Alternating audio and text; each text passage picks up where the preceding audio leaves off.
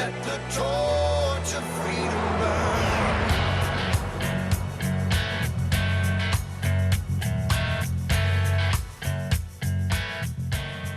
Welcome to the intersection of faith and the culture. It's WallBuilders Live. We are taking on the hot topics of the day, but we're looking at them very different from what your mainstream media would look at those issues from. We look at it from a biblical, historical, and constitutional perspective. That's the right perspective, especially if you want to have any joy in a world gone mad and all the craziness that's out there right now. You better get that biblical perspective. It's absolutely essential. And the historical perspective, because that tends to remind you that there's nothing new under the sun. We're not the first, country or people or community to face the things that we face. So nothing new under the sun. And then that constitutional perspective certainly helps so that you know the truth and you can expect that of and require that of your elected officials. So when you go vote, you're looking for those folks that also have a biblical, historical, and constitutional perspective. No perfect candidates, though. Let's not fool ourselves. There's no perfect candidates. You got to do the best you can with what you got where you are. And part of what we cover on this program is that perspective, that biblical, historical, and constitutional perspective, and how to choose leaders, how to act in our communities, in our neighborhoods, in our state, or our nation. Making sure that we're engaging in a biblical, historical, and constitutional way. So getting those truths is vitally important. Hope you're hosting a biblical citizenship class somewhere in your community, whether it's your home or your church or somewhere else. Everyone listening right now, you have the ability to do that. You don't have to have any background in this, don't have to have any special knowledge. You quite literally just have to do the power play. You get people in a room, you hit the power on your DVD player or your TV or your computer, and then you hit play. That's it. That's all you got to do. David and Tim and myself, and by the way, David Barton, America's premier historian and our founder at WallBuilders. Tim Barton, national speaker and pastor and president of WallBuilders. And I'm Rick Green, a former Texas legislator and America's Constitution coach. But the three of us, along with Kirk Cameron and Matt Staver and Congressman Barry Loudermilk and Rabbi Daniel Lappin and Jack Hibbs and Rob McCoy and all these others, will take care of the teaching. It's all in the videos. You just create the arena for fellowship, the atmosphere for fellowship, bringing people in. It'll give them hope. You can be a part of the solution. Check that out today at biblicalcitizens.com. Watch that little 3-minute video. You'll get excited just watching that and realize I can bring that message of hope to my community. I can get people engaged in the process and be a part of the solution with a biblical, historical, and constitutional perspective. We've got a special program for you today and tomorrow. It's a 2-part program, and it's someone that just discovered this whole process of being involved in the political arena, of stepping up and being a leader, of influencing elections in her community, now homeschooling her son. I mean, just the whole story is incredibly powerful. It's someone that didn't think about these things before. And as she tells the story, I think there's going to be a lot of you out there that go, wow, that was me, or that is me. And I want to move into being a person of action and being engaged in the process. JoeyLynn Mesaros, she's become a friend to our family, her and her husband both, and their son, Jude. I'm so excited about their family because it's exactly the kind of story that we want to hear millions of times over. People that weren't involved in the past that have decided, I'm going to get involved and be a part of the solution. And in her case, she got involved, and man, oh man, the enemy knows when to attack. And the enemy is attacking her and her family for getting involved, and she is standing strong on the word. She is standing firm. I'm just so impressed with their family and so thankful for what they're doing. You're going to hear the whole story in the interview today and tomorrow. They were one of the families that are now being sued by a bunch of the left-wing politicians in Texas because they drove alongside the Biden bus last year towards the end of the campaign when it came through Texas, and they just drove beside it in the lane next to it and waved their American and Trump flags, expressing their freedom of speech. And now they've got all kinds of attacks coming at them from the enemy. But the joy that JoeyLynn has is infectious. You're going to love this interview. We're going to take a quick break. When we come back, the interview actually, by the way, took place on my front porch. I do a Sunday night program called Front Porch Live, and if you'd like to tune into that, it's on all our social media channels. Easiest place to get it is Facebook and Rumble, but you can also get it at Telegram, and we post links on all the other social media, Getter, Parler, MeWe. We're on all of them, and so watch for those links. If you're not following us, then you can get links today at WallBuildersLive.com. At any rate, we do this Front Porch Live every Sunday night, and it's just a laid-back, relaxed conversation on the porch, literally, about what's happened in the previous week. And JoeyLynn was my guest on the Front Porch Live a couple of weeks ago. It was so good. that I thought it would be good to share with you here on WallBuilders Live. So let's take a quick break. When we come back, JoeyLynn Mesaros, our special guest today and tomorrow. This will be a two-part program. You're listening to WallBuilders Live.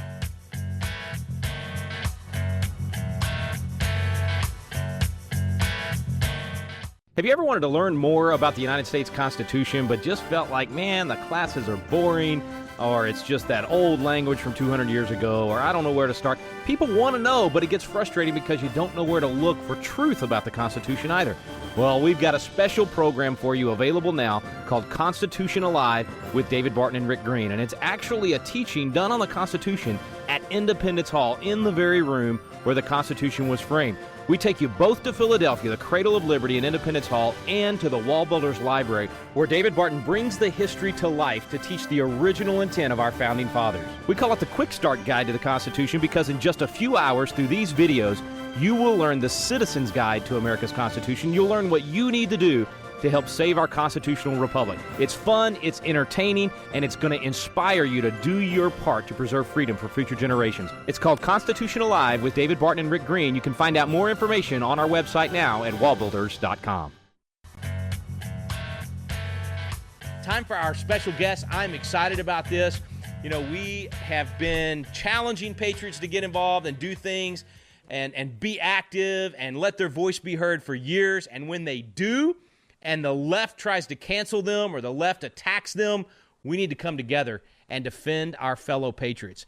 And so we're excited tonight to talk about what happened last summer and talk about why we need to support the patriots that Wendy Davis and the left are trying to cancel. And if you don't know who Wendy Davis is, she ran for governor in Texas. She's a major pro-abortion Democrat. Finally defeated in Dallas, but ran for governor. Anyway, she's the one that is leading the charge to sue these patriots, wonderful family, right here close to us, sort of in our neck of the woods. It actually happened in our county, the incident that we're going to be talking about.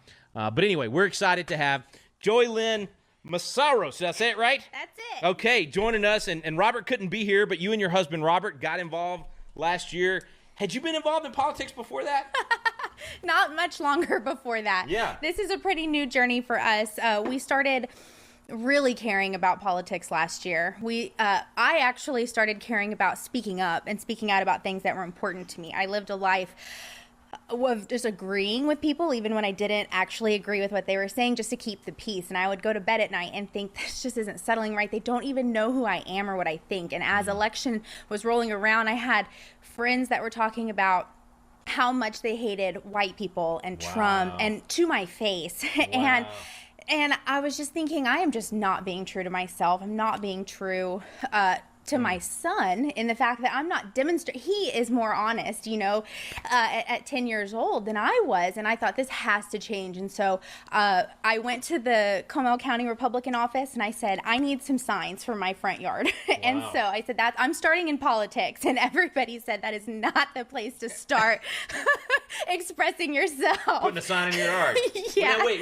I want to get you to back up because this is really interesting to me. I read a book last fall. I don't know if you've heard of it, called Live Not by Lies. Have you ever heard of that book? No, I haven't. Okay, so just the title probably, it's exactly what you were feeling. Yes. I'm living by a lie. I'm acting like I believe in things that I don't believe in. That's right. And in some cases by nodding my head, and in other cases just by being silent. That's right. Right? That's right. I've always felt that way about the mask. Like I'm living by the lie that this is going to help or make a difference, or that this virus should cause us to shut down. Well, let's not get off on that tangent. But yes. Live Not by Lies by Ron Dreher really, really hit me in the gut. And what you just said is exactly what he says in the book. Wow. Sorry to interrupt you. Thank Okay, you. No. so you go to the Comal County Republican Party Yes. and say, what can I do? I want to help. Or you asked them right. for signs. I sure did. I asked for signs. I asked what I could do, and we learned that there were peaceful protests happening in our city. And so there were people that were going downtown to the main plaza, which is a circle. We have a roundabout downtown New Braunfels, Texas. Yeah. And so we were holding American flag signs, Trump signs. We were waving. I would say it would get pretty crazy. We'd have people screaming things I have never, ever heard before. In New Braunfels, Texas. Woo, wash your mouth out with soap. No kidding. Rowdy. And I actually had a drink thrown in my face from somebody's car. Wow. Which is actually assault. Yeah, absolutely it is. So we'll get into the fact that this lawsuit is claiming that we assaulted them. We on a regular basis truly experienced assault from our, opposing party. But we always would pray before we would peacefully protest that if that kind of spirit is present there, if that's happening, we're going to maintain a peaceful position. We're going to wave back. We're not going to, And so you probably did that, and you weren't even you weren't follling us yet, right? You didn't know who we were from Adam. I didn't have a clue. So I had a pastor from California named Jim Garlow on. I don't know, probably about that time. It was like July of last summer. Because I get riled up. I mean, I'm like Peter. I'm going to take the sword off. I want to chop off an ear. Yes. And he said, Rick, listen, if you're going to go protest, the first thing you got to do is get your heart right. That's right. You got to pray and make sure that when you get there, it's righteous anger, not selfish anger. That's right. So you guys did that without any real direction. How did you know to do that? I do feel it was spirit-led.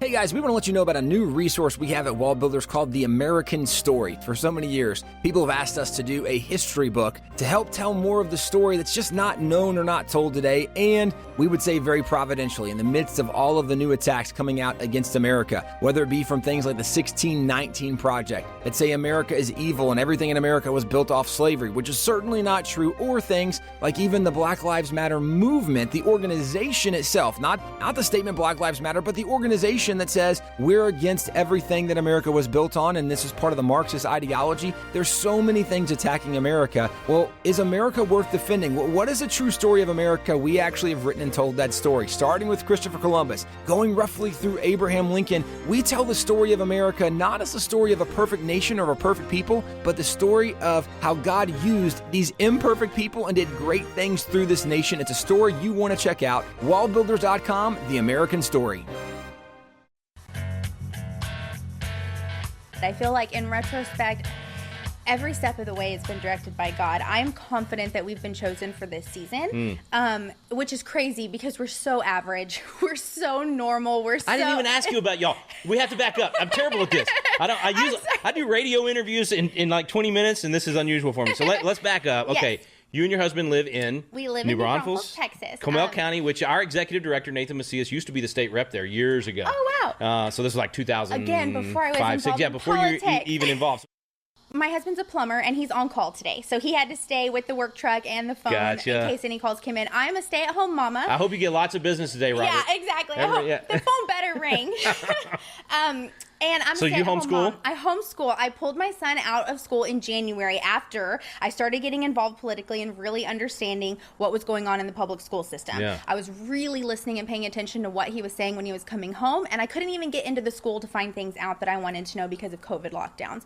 And so I'm thinking I am sending my son somewhere where I have no control over him. I can't even get in there, requiring a mask on his face. I refuse to wear one.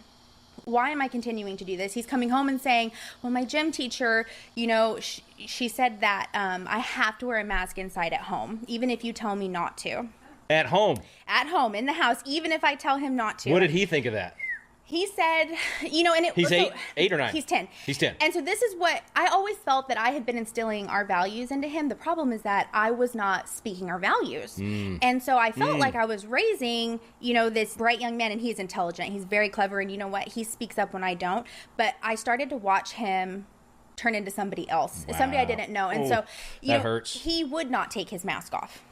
He felt intimidated when I asked him to remove his mask. I can't because my teacher said, Okay, so anybody out there that is thinking, well, why did he do that?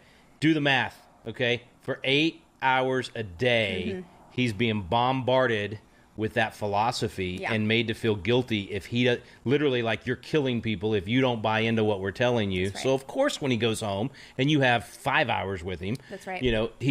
That's gonna eventually cause him to believe what they believe. Right. Yeah. And so I was trying to undo the groundwork that they were laying versus laying the foundation that I wanted him to go into his adulthood with. That's good. And so I thought, bad that was happening. Good that you recognize that. And praise God, he brought us to the season. He did experience pretty significant bullying. I picked him up from school, and he had a face mask on that I did not send him to school in. This was back in January. It was white and covered in red blood, and I thought, oh man, he must have had a nosebleed. That, they must have swapped the mask out. And he gets in the car and he says, no, somebody else punched me. And they, called you once and it went straight to voicemail, and they sent me back to class and wouldn't let me call you again. And back to class with that child, and the school refused to discuss the matter with me. They would only speak to me outside with no pen and paper. they wouldn't give me any answers on keeping him safe. And I just thought, I can do this. Because I was scared that I couldn't. Right. I was scared that I couldn't. And I thought, no, absolutely, we're going to figure this out. So he is homeschooled with me for history, reading, writing, and English, and then art. And then I send him to a hybrid homeschool program where he does math and science. It's just not my strength. Cool. We love co-ops. And the whole thing you can do with that is. And so, it was really important to me to show my son, Jude, how important it is to speak your values and to speak up even when people disagree with you. And so I thought, I jumped into politics. I went hard. Right. I'm like, there's this protest and we need another flag. We need another sign. We need another American flag shirt. Good for you. Couldn't learn enough. And I'm thinking, wow, my parents didn't raise me to know or understand any of this. I didn't understand why we celebrated Memorial Day, Labor Day, 4th of July. It seemed like a barbecue, a cookout, an excuse for, them and their friends to drink beer. There just wasn't a respect for our country, our flag, our history. I didn't know it. School didn't teach it to me.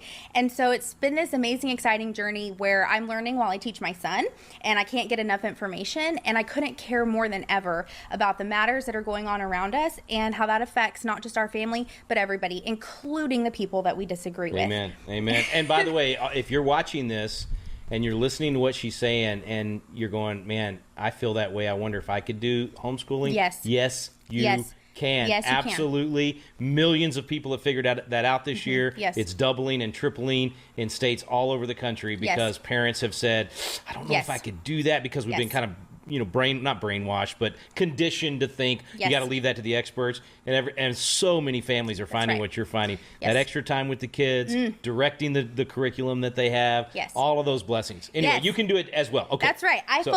We could turn this into a whole homeschooling thing tonight. And we won't. But I'll just finish with saying that, we just started his 5th grade year. So I got to spend January to May with him, homeschooling him, and then summer break, and then we just restarted. And I found a piece of writing assignment that he left public school with, and then one that I had assigned him, and the side-by-side comparison indicated a significant amount of growth. It was visual, it was tangible. And he'd say things like, well, why do I have to alphabetize that list? We didn't have to do that at school. I don't even know what that means. Why do we have to write it? We don't have to write because we have an iPad, or my teacher said I didn't have to. And he was finding inappropriate things on his iPad at school because there were no safety settings. It just was, I didn't understand. I trusted the public school system to be taking care of him in a way that was inappropriate to expect that they would. So we have assumed responsibility and accountability for it. Yeah, and so, but I know that's not why we're here today. But that would make a great show all by itself. Karen and I are always talking about this is a passion for us. Okay. Is to get people to homeschool. We homeschooled all 4 of ours. Yes, and they're brilliant children.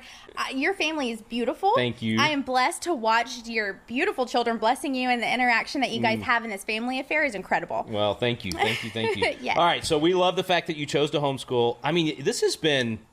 It's been a heck of a year for you then. So in a year, you really, in the last 12 months, well, I guess 18 months now, you woke up in a lot of areas, not just the education, the political thing. That's right. So all of that stuff is happening. You're all in on the political side. I've scanned your website with all the pictures. You got the Come and Take It flag. I used to represent Gonzales, which is where Come and Take It came from. That's right. where the first shot was. We did a Come and Take It run in Gonzales. Did you really? We did. Oh, okay, good deal. Yes. All right. Yes. Well, we love that story. We love that whole cannon at the museum. It was the wonderful. little bitty cannon That's that right, you expected this huge. Yes. Yes. So tiny. Exactly right. It was a cute little cannon. Yeah.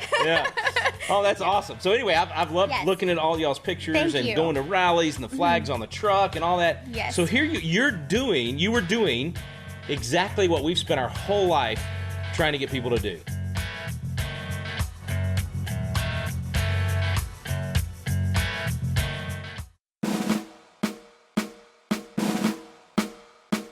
This is Tim Barton from WallBuilders with another moment from American history. America is a special and unique nation. The average length for a constitution in other countries is only 17 years, but we've had ours for over 2 centuries. And our 4% of the world's population produces 24% of the world's gross domestic product, and every year we produce more inventions and technology than the other 96% of the world combined. In 1831, Alexis de Tocqueville of France came to America, traveled the country, and in his famous book, Democracy in America, reported, "The position of the Americans is therefore quite exceptional, and it may be believed that no democratic people will ever be placed in a similar one." This is the origin of the phrase American exceptionalism and affirms that America is unique because of the distinctive ideas on which we have been based, including inalienable rights, individualism, limited government, and the importance of religion and morality. For more information about American exceptionalism, go to WallBuilders.com. When we travel the country, we say you've got to be a good citizen, you've got to get involved, you got to pay attention. You were doing exactly that. And then... Yes, and what we prayed and prepared for came true. So we always prayed that, we'd be protected from any kind of attack while we were out, and that we would always act with respect and dignity, even when we were disrespected, so that nobody could ever have anything bad to say about us. Wow. And now... That was y'all's heart before all of this. Yes. Okay, wait, before we get to the bus thing, so you guys, it's amazing to me that being new to this, that people were so rude and crude and literally assaulted you, and you stayed in the... people that have been doing this forever, that happens to them, they scurry home. You're new to this, and you're like, bring it on. How did you keep... When that's happening, you see what I'm saying? That is very... I guess I had never thought of it like that. It brings tears to my eyes because I guess it just becomes clearer and clearer every day that we were just meant to be where we're at, because I don't know that I ever even thought twice about it. But, how does the saying go? But by the grace of God, Amen. Therefore I go. So. Okay, don't let me forget. Somebody write down, I want to send her a link to David's talk on Run to the Roar. Okay. So it's all about the war horse. It's all about the lion running to the roar. It's all about that mindset, because you clearly have it. That's beautiful. And you did it over the last year. Very few people have it. And it'll be another example of how we're trying to get other people to do it. You literally not stumbled. I think you're right. Holy Spirit led into this, into the fire. Not just into I'm going to go vote and I'm going to put my little sticker on that says I voted, and then I'm going to go to the lunch at the Baptist church and try to get all the other ladies that, that's great. Folks, go do that. You're on the street corner waving signs and people are throwing beer in your face. Yes. That's right. Thank you for putting it into perspective for me. Can I have 1,000 like you? If I had 1,000 like you, it'd be over. We would win every election out there. Okay, anyway, so you're going through all that. Yeah. Then how do you get to the bus thing? So, we saw, our town is fairly small. It is 76% Republican or conservative. It's a good place to be right now. Oh my goodness, the Comal County Republican women, every candidate in Texas goes to Comal to speak to the Comal County Republican women. That's right. Because y'all have a huge Republican turnout. That's right. Yes, we do. Yeah. And so I've recently learned that, and so I was seeing these Trump trains around town. I actually didn't even know what they were called at the time. I saw a bunch of trucks or cars with flags, and they were going on the same routes on the same days. I would notice from my front porch that they'd be passing by, and I'd be like, oh, Robert, look, there they go again, And I was like, I really want to go. I think that's a good way for us to start speaking up and speaking out, is doing these Trump trains. And he agreed. He was excited about it. He said he had also seen them. And so I remember there was this evening we had agreed to go. We were exhausted. We had just come back from Dallas, and it was late, and we had maybe 15 minutes to go. And he's like, babe, I don't have time to put the pole in the truck. I haven't even figured out how it would go on the truck. It's just not going to happen today. And I sat on the porch and I cried watching them pass our house. I was so frustrated that we didn't get to go.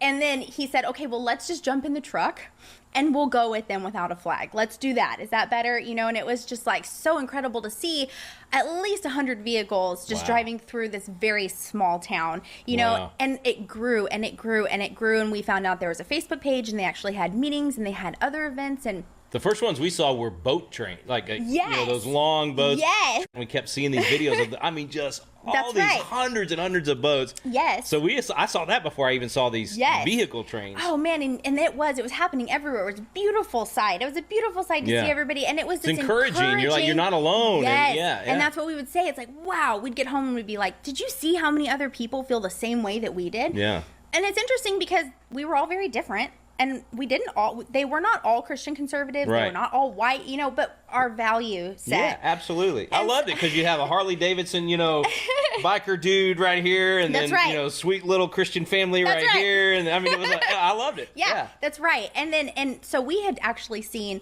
the boat parades as well, and so we found an awesome woman in Arizona who was selling the flags to the boats, and we were looking for the biggest flag we could find. I mean, we were not fine with the regular 4x6 that everybody else had. We wanted a 6x10. We wanted a stadium flag, and so she sold it to us, shipped it to us. We popped that puppy on the truck.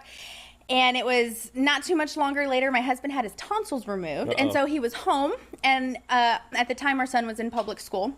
And because this was last October during early election, we heard that the Biden bus was coming through that day. And I was like, oh my gosh, we have to do it. And he's like, well, I'm home. I'm feeling up for it. Let's do it. And so we went and we took our son from school. We checked him out.